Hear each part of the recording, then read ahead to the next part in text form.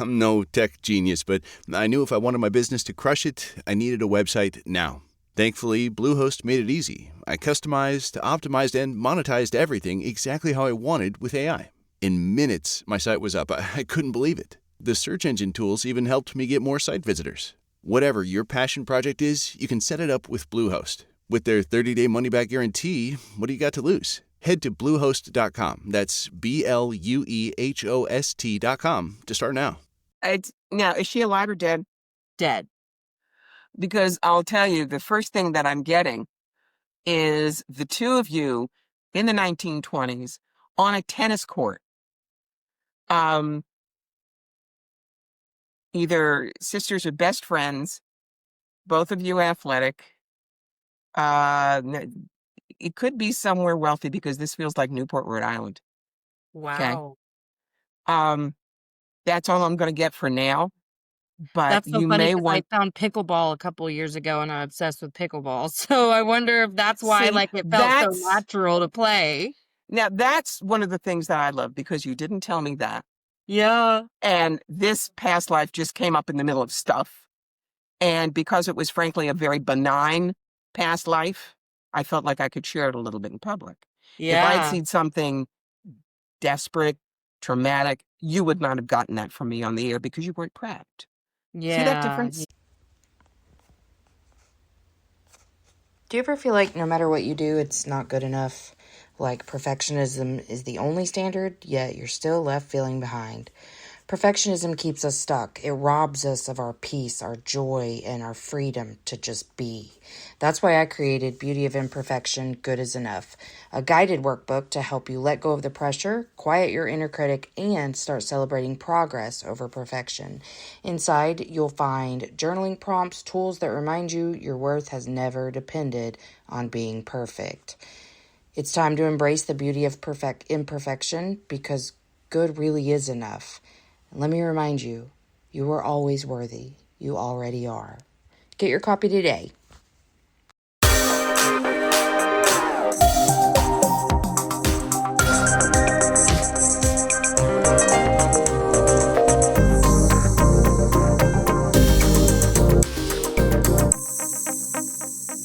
Emotionally unavailable. Welcome to Emotionally Unavailable, the podcast where we dive deep into the world of emotional availability and intimacy. I'm your host, Melissa Hepner, and I can't tell you how excited I am to have you join me on this journey of self-discovery and connection. Whether you're navigating the complexities of relationships or exploring your own emotional landscape, this podcast is here to inspire, empower, and entertain. So get cozy and let's explore the depths of human emotions together. Hey everybody, happy Monday. Today's episode is with guest Corby Midlight. Corby, I'm so sorry if I did end up pronouncing that wrong, because I didn't record the part where you told me how to pronounce it in my memory, you know what I'm saying? Corby is a certified tarot master, past life specialist, psychic medium, inspirational teacher, and author. Oh my God, you guys, we had so much fun together. Just totally lit me up. Corby's been reading since 1973. She has traveled coast to coast and into Canada as a full-time intuitive counselor and is an inspirational speaker and facilitator. Corby's certifications and affiliations include Certified Tarot Master and Certified Professional Tarot Reader, member of the American Tarot Association and the Tarot Guild, and ordained minister of the Sanctuary of the Beloved. A trained medium and past life specialist, Corby is a featured channel in Robert Schwartz's breakthrough series, Your Soul's Plan, Your Soul's Gift, and Your Soul's Love, and is herself the author of Clean Out Your Life Closet, The Psychic Yellow Brick Road, and You've Got the Magic, Who Needs a Genie. Corby prides herself on being a practical intuitive. Despite her elegant clothes and table trappings, most people say sitting with her is a comfortable, safe experience that feels like they're with a longtime friend, not a stranger spouting a bunch of mystical hoodoo and pretense. And she doesn't believe in bad news. We have opportunities we can go after and challenges to get past, she says firmly. After dealing 3 times with breast cancer, I learned that firsthand. My job is to give you the tools and courage to deal with both situations. Everything else is free will and up to you.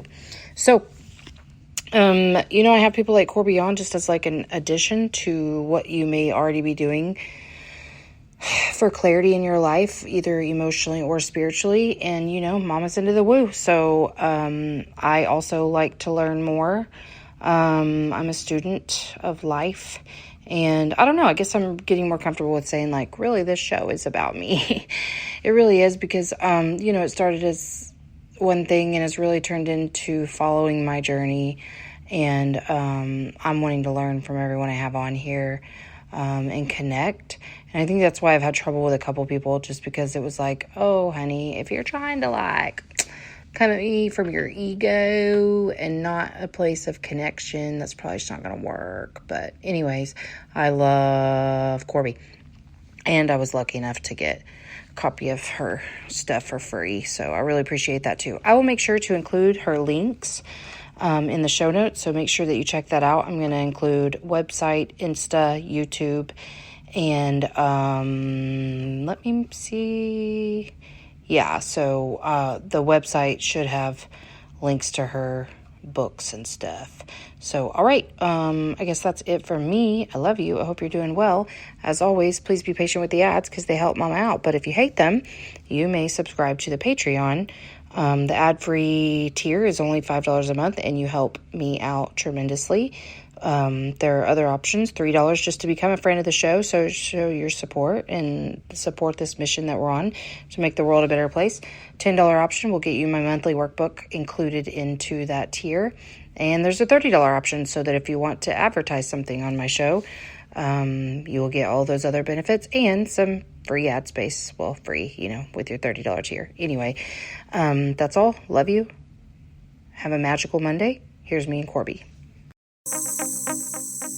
Emotionally unavailable. Okay, so I did look over briefly. I mean, I can't act like I spent hours, but I did look through the things that you sent me. If it's okay, I do want to talk about, let me not say the name of this book incorrectly. The Psychic Yellow Brick Road. That is I want you correct. to know that I feel a little starstruck. That doesn't happen very often, but because Please. you know so much shit and I'm really excited. So the I'm reason 70. When you're 70, you better know a lot of shit. that's so true. What did you That's do true. with your life? That's true. And I know a lot for 45. Damn it. I think the reason that one really called to me is because I had a spiritual awakening whenever I was going through healing. I've always been intuitive, but I was raised super religious and was like turned off to all of that. Like, that's demonic. But I've, obviously since shed those beliefs, but it was a slow shedding and now I'm full in. So the reason that I'm excited about this book, I love your writing style, first of all. Thank you. And because I'm trying to get people to lean into these natural gifts that we have, but also see how important these parts of us are to being our, well, I'm probably not going to word this right, but full human self, even though that's a little oxymoronish to talk about it in that way. But I feel like It's our not. human experience has to include that, or should, or is better, I'll put it. But I like that you have written a book about how to get the most out of seeing a psychic. I think that's so cool. So There aren't any other books out there like that. No, and that I was like, this is different. Like, nobody talks about this, and I actually was like, what I did read was like, oh my God, it confirmed some things that I had already had to kind of come to in my own place where, because I mean, I don't just trust everyone and what they say. And even when I first started seeing a medium, I believed him, but there were truths I hadn't come to yet, and he triggered the shit out of me. But I just decided right then, I'm gonna take what resonates, leave what doesn't for now. And then I came back to those truths later and understood what he meant. But at the time I wasn't ready for them and it pissed me off. So, but I could have reacted the way my old self would have and just fuck you, fuck everything you said. But instead I was just I don't like that, but we're gonna focus on the parts that really brought me some peace today, and then I'll look at that later. So I'm so excited that you have written a book about how people can get the most out of this, and almost how to trust your discernment when you are speaking to people who it's really easy for us to view psychics or mediums or anyone else as an authority, because that's the system we've been raised in, that somebody who has knowledge that you don't have or feel like you don't have, or advice that you're seeking, that they are some sort of authority over you. And it's easy to kind of put yourself in almost a victim place in situations like Right that. there. Right Yeah. there. You see, one of the things I remind people is even the best of us are only 85% accurate. We're human. The only one who's 100% accurate is God, and you're not going to see him at a psychic fair or on the phone or in a session. You're just not. Yeah. And as far as understanding it, it's because everybody can do what I do. I'm not special. I often find it amusing. I lost a reality show once because I wouldn't let them lie and say that nobody could do what I do. Because all my life I've said we're all built the same way. It's like we all have 10 fingers. Everybody can pick out chopsticks. Some of us really like the idea of playing the piano. So we study, we learn to read notes, and we practice. 1 in 100 Milton is either Alicia Keys or Elton John. Now, Right. I think I'm in the middle there. I'm not claiming to be the 1 in 100 million. But when people realize what we do is not something they can't do, they relax a little bit. And the other thing is, I wrote this book specifically because of something I saw 20 years ago at a massive psychic fair in Toronto. Now, I know the promoters, I adore the promoters. They are pure professionals, but when you have 250 booths, you cannot vet everybody. Right. So across from me was one of the fake gypsies. Now, they're a real Roma, and I respect them, but these are the ones that wear the headscarf and the jingling jewelry and the long skirt, and they do bad accent, and they can be gypsy. So, Like Miss Cleo. Miss Cleo, Jamaican by way of East Los Angeles. Yes. There was a woman who was walking down the aisles, and she was looking at all the booths, and then the fake gypsy across from me, that I will refer to as Madame Hoo-Ha, ran out of her booth and grabbed this woman. Now, that's called hooking, and it's as bad as the other kind of hooking. And the fake gypsy goes, "Oh, you no need to pay $30, $40, $50. I need your pound for 10. Come." Drags her into the booth. She had a screen like I have, so, nobody sees. 20 minutes later, this client walks out crying hysterically, and a bunch of us run over to see what's going on.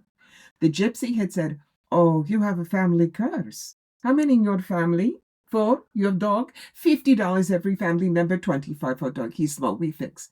And told the woman if she didn't burn 400 specially blessed candles at the Roman Catholic Church, I bless real good, only $1 candle. Her entire family was going to die in a car accident in 2 weeks, and she bought it. That's why I wrote this book. That's why people need it. That's also why its subtitle is How to Find the Real Wizards and Avoid the Flying Monkeys. Yes. I was intrigued by that because I was like, oh, because flying monkeys is a new, narcissist term. But I think it fits in that realm too. Mm-hmm. Like the people who maybe they don't feel like they're scamming, but they do feel like they're a little too big for their britches. You know what I mean? Like the people who come in with that fucking attitude. I refer to that as they think their aura don't stink. Yes, that's so perfect. Because yes, and it's frustrating as a person who's I've allowed my heart to open in a way that I never have in my entire life in this last couple of years. So in some ways I felt a little more vulnerable in certain situations, and I do have good discernment, and that was one of the first things to learn was like, I can trust myself, so it is okay. So I don't worry as much about me, but I definitely have let people hurt my feelings. And I just don't think that's what the gift is intended to be used for, like to be an authority or to act like your aura don't stink. And when you say people have hurt your feelings, people you've read or people that you went to for a reading? Not necessarily went to for a reading, but people I've met through networking who like read because it comes up when they're talking to me without getting too specific. Oh, that's called a drive-by psychic shooting. Mm-hmm. They didn't get your permission. Their ego trumped your safety factor. Right. Okay. And people do that because of what they see with a Long Island medium. You know, there's an episode, they're in Wegmans, which is our great supermarket around here. There's a woman feeling up the cantaloupes, and the Long Island medium walks up and says, "Excuse me, you're Aunt Doris. She says that you have a bald tire in the back and you're going to die in a car accident if you don't get it fixed." Just telling you when she walks away. This is such bullshit. Yeah. Number one, her PR people went out and scouted out all the Wegmans on Long Island and chose one. Then they interviewed people and had them sign legal model releases, and then they rehearsed it for 6 times. But people see that and assume they have the right to do that. Yeah. They don't.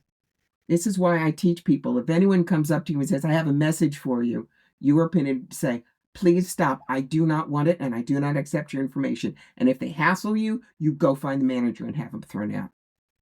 Yeah. And I think that's important for people to hear, because when it happened to me, I was like, the fuck? Like, and then because I didn't respond the way that they were hoping I was going to respond, which if in my heart of hearts was to be like, "Oh, you're so," whatever it was they wanted me to say good about them.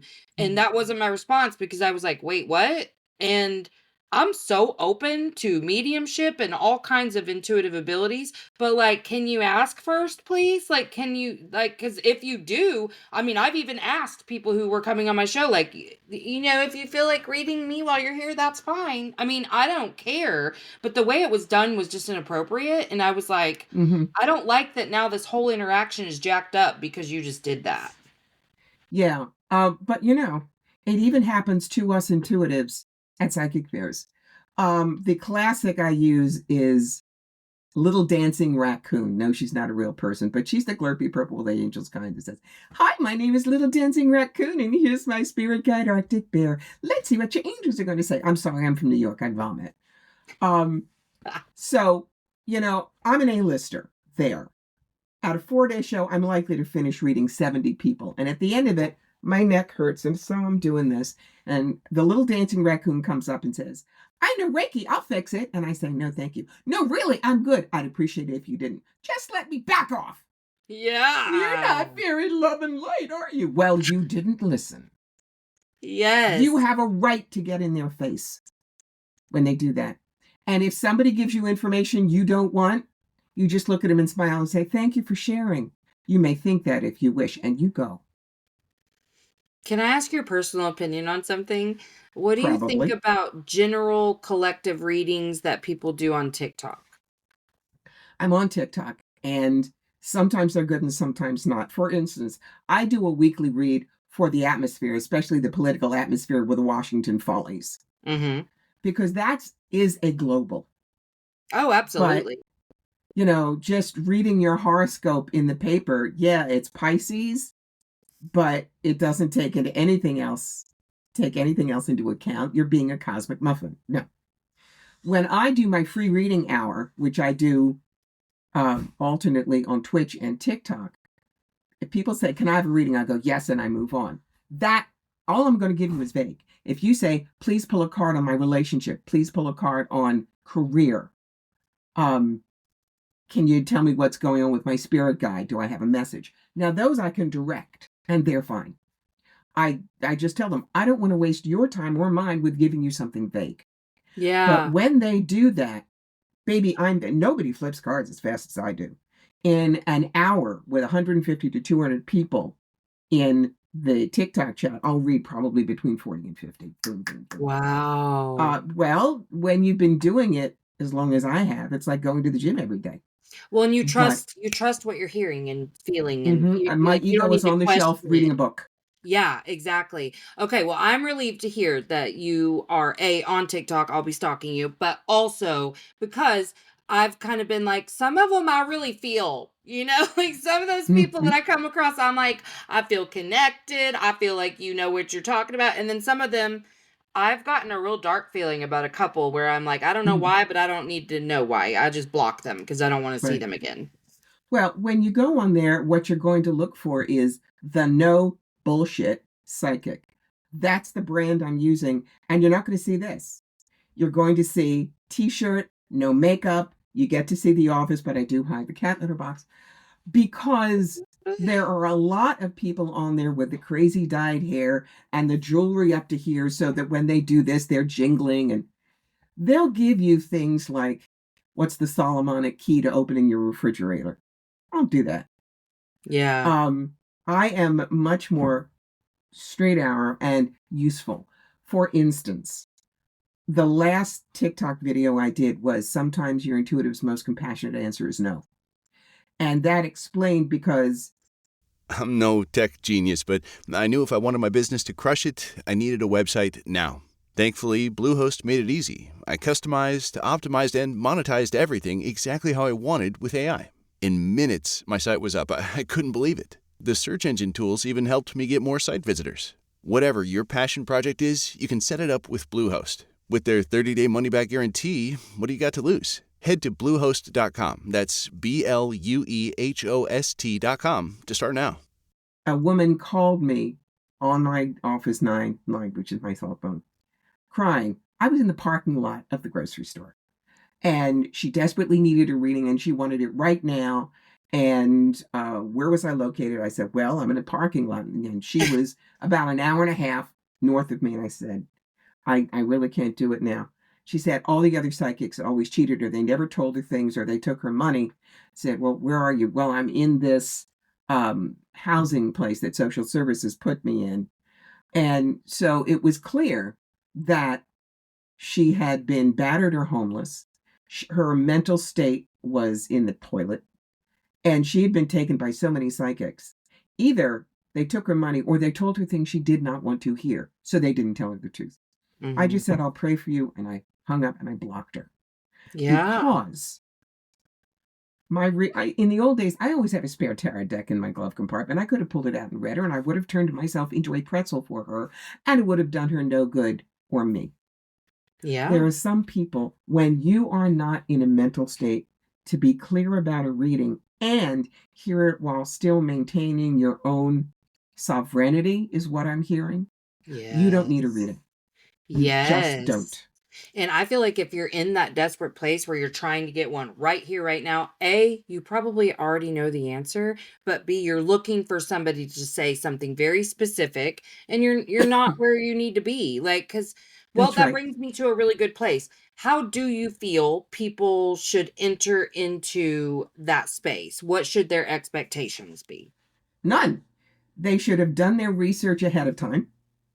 All right, let me give a quick tutorial on how to find a psychic at a psychic fair if you don't know anybody who's ever been.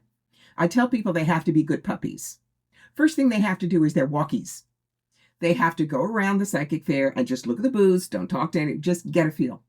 Then go get paper trained. What does that mean? That means you go to the psychics who may feel good and you pull one of their rack cards or a business card or something like that. In the back of Yellow Brick Road, I've got a picture of what a rack card should look like. And you read through it. Then you can go back. You'll have 3 or 4 that you like. Don't talk to the psychic because they're going to tell you they're wonderful, and that doesn't count. And their front people, if they have one, are hired to say they love us. My original front person was the magnificent Laura Spickerman. Laura was my husband's office manager at the museum he ran Monday through Friday. Do you think she's going to dismiss his museum director? Probably not. What you want to do is, we all have testimonial books on our table. Trust them. They've had readings. Find out, are we funny? Are we accurate? Are we kind? Do we have specialties? Children, dogs, dead people? Would they come back? And the last thing is, check in heart level, kids. You are your best intuitive when it comes to, does it feel right? If it does, sit down. If not, leave. There'll be somebody else. It really will. Yeah, I love that. The very first psychic I went to was at a little shop in Dallas. It was a quick little day trip. I went with a friend who doesn't necessarily fully believe in psychics, but I was just now starting to like be really open to it.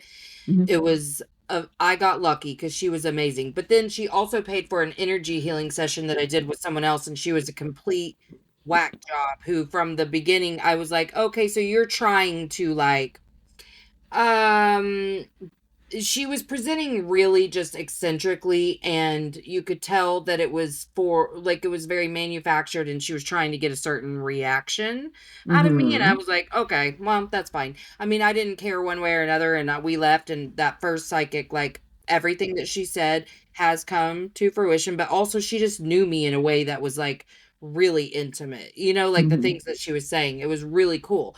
But um knowing what I know now, I do feel like probably that second lady is more common in the spaces that we're seeking Yeah. if you don't know where to look. She's more into her ego than service. Uh-huh. Yeah, because she was it's hard to describe how she was, but everything was theatrical, and it wasn't like I can feel genuine energy. I've always been able to. She was so not genuine, and I was like, I don't know what you're doing here, but I'm not going to take anything you say seriously That's because one of it's the other ridiculous. things about a lot of the TikTok psychics is they think they have to be theatrical. Again, Yes. that's why I chose No Bullshit Psychic. Well, and I think that they think that like Teresa Caputo and all those people are successful because they act a little out there, but I think it just like is the work itself that people are drawn to, and this Should be. person just has big hair or whatever. You know what I mean? Like, because James Van Frog, I think was his name, is the first James medium Van Praagh. Yes. yes, that's the first medium I ever had exposure to in my life because my grandma was a huge Oprah fan. I mean, I was too, but um I don't think he was real theatrical. I don't remember feeling like that's why I was drawn to the work. Mm-hmm. It was just I was obsessed with the thought of being able to communicate with people who had died. That was Mm-hmm. I've always been obsessed with that. So Mm-hmm. I really do think that people just, well, I guess it's like everything that we do. You get a picture of what it looks like from media. So much of our programming comes from Yes. media. And then you Yes. think, okay, I need to play act that. Just like therapists. There are, I'm a therapist, and lots of therapists are play acting therapy. I know some that I'm like, that's not how I would do that, but okay. But I think that The, any field is like that. the only concession to unicorns and glitter farts, as I call it, that I make for me is the skunk stripe that other people think is a wisdom streak. No, the rest of my hair looks just like that, and the rest of it is better living through chemistry, but it's the color I used to be.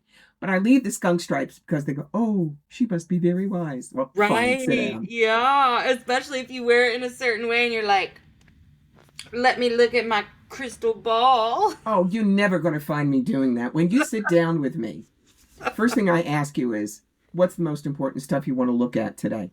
And if you go blank on me, I'll go Brooklyn on you, and I go, darling, what's biting your butt? Because everybody's got one. Yeah. And when they say, well, I don't know, what do you do? I say, people come to me for 4 things. The everyday tour bus, house, car, job, kids, finances, okay, gotcha, put me here, what the hell? Past lives, why am I afraid of oatmeal? Spirit guides and angels, and dead people. So, what do you need? Yeah. Now, the way I do dead people is very different. I do not go, I see a woman in a flower dress handing you a rose as grandma. Ugh, no. I do what I call getting their dog tags. For instance, my father, Jerome Richard Dorkin, who died in 2001 at the age of 80, doesn't tell me anything, but it gets me right into the energy. And for some reason, my guides play charades. They had surgery, there was an accident, they smoked, they towed, whatever. That's not the usual vague things. And the minute that we get them, I open the door and they talk to them directly. It doesn't sound like them, but I say exactly what they say. But that is why you'll never see me do a mediumship gallery, because I don't censor. Years ago in Canastota, New York, there was a biracial same-gender couple. The black partner had died, and her white widow wanted to speak to her. See this face? Nice kid from Cherry Hill, New Jersey. I have manners. But what came out of my mouth in flawless urban ebonics, not even going to say on here, because it's that rude. Yeah. And I was just, oh! But the woman in front of me broke out laughing and nodded, because those 2 phrases are how her partner Isabel walked into the house after every business trip. Wow. You can't do that on stage. Yeah. Yeah. And so for me, mediumship is always private, one-on-one. Everything else I've done past life galleries like that, major ones. And the thing is, don't just say, can I have a past life? Yeah, you did. It's always, how has it affected you now? Yeah. Perfect example. A woman came to me and said, I'm really worried about my son. He's 29. He won't make any major decisions without me. He won't even live more than a mile away. This is not right. Is there a past life or something? And, I get him fast. So it was like this for 15 seconds. And then I said, okay, 1944, Utah Beach. So this is D-Day. Your son is a soldier. He's down. He's got shrapnel in his leg. You're his commanding officer. You drag him over the dunes. You take some shrapnel too, but you both live. And I opened my eyes and she's very pale. She says, can you see my rank? I said, yeah, you were a sergeant. She goes, he's called me sergeant since he was 3 years old and we have never known why. Now that's a past life that was useful because she had it on a recording and she can take it back to her son and say, that was then, this is now. And see if maybe he's willing to. But, I often say, do not come to me and say you must have been Anne Boleyn because you can't wear turtlenecks. Do you know how many times I've heard that? No, really? Yes. Everybody thinks they have to be somebody famous. And I've only gotten famous people for past lives 3 times, maybe. Really? One of them, yes. One of them was Mercy Otis Warren, who was Abigail Adams' best friend and well known in the Revolutionary War. Jacob Riis, who was the famous black and white photographer who took pictures in the beginning of the 20th century of the tenements. And this was for a woman who couldn't understand why she hated color pictures and only wanted to do black and white. And a woman who was the reincarnation of the investigative reporter Nellie Bly. And I had no idea what she looked like, but she and Nellie were identical twins. Wow. We have important lives that aren't in the history books. Right. Well, I've been wondering lately if oftentimes your past life was in the same family lineage. It very often can be. For instance, you heard me mention my father. My father was my best friend. He was the one who believed in me. And through my own